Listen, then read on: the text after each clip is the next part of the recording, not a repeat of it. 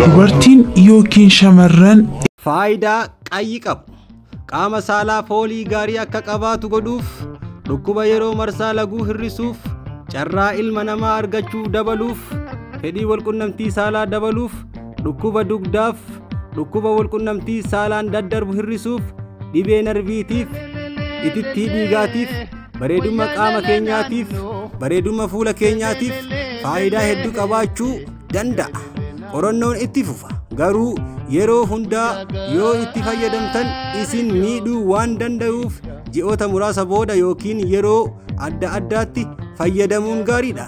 Hubachiisa kanneen amma isinii hime hunda yeroo fayyadamtan akkaataa ibiddaa itti fayyadamtan tartiibaan akka itti aanutti viidiyoo hundi isinii ifee waan jiruuf viidiyoo kana hanga dhumaa ilaaltanii akka irraa barattan abdii qabaa.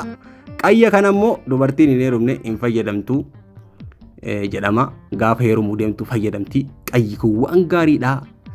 Waan isin urgeessu waan isin bareechu qayya kana fayyadama. Digaa fi meekaappiitiin socho'ina yeroo hunda digaa fi meekaappiitiin deemaa jirtanii. Kanaafuu waan uumamaa fayyadama. Wanni uumamaa kun waa inni anuu hin gaabbeessu qayya san dhaqqabadhe. Maali bayi barasan abba dubartii bareedduu akkasii qayyattee gaafa nama heerumuu deemtu urgatte. Meekaappiin hin jiru, chappistiingiin hin jiru, wiigiin hin jiru, qeensi hin jiru, maaliin hin jiru.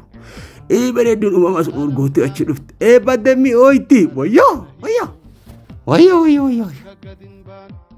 Ibiddiin qabsiifama boolliqichi xaxaraarragama ibiddiin arrafeen qabsiifama saniin booda dhadhaa dibadhee irra nan ta'a. Amma mala'oo arfafattan jira. Mala'oon kun aadaa keenya faaya aadaa keenyatti. Faaya Oromoo Wallooti kun jechaadha. Kun itillee jedhama. Inni jalaa kunis immoo dasaa jedhama. Birtilibsii jedhama. Adda addaan akka aanatti waamama.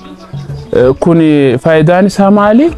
Akka aarfannuun uffannee akka aarfannuun.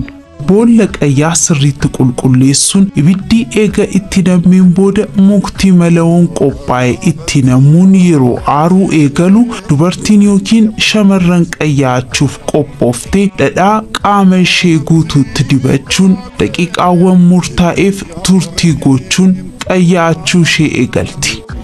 Amma jecha hin turama. Sa'aat akkas hin turama. Amma sa'aatiin isaa waan xinnoo saafeef malee daqiiqaa 30 hin turama. Kanaaf aarichi waan xinnoon atti baay'ateef na dafqisiisee jira.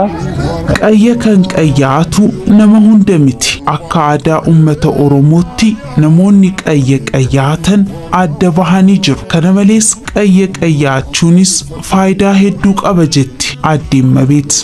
Mala'oon kun eenyu faayidaa naddoon dubartiin heerumin hin harfattu. Garuu immoo kan harfattu akka baruu heerumuuf gallama hin harfachisan. Naddoo deesseef duddaaf nabsii jabeenya nabsiitiif hin ta'a. Naddoo immoo jechaan amma akkanatti dudda hin dhukkuma maali jedhanii jedhan kana inni qoricha duddaaf qoricha beekamaadha. Ijoolleen durbaa aadaa keenya hin harfattu. Akka boruu eessa bira dhaquuf gallaba harfachiisan mana haadhatti.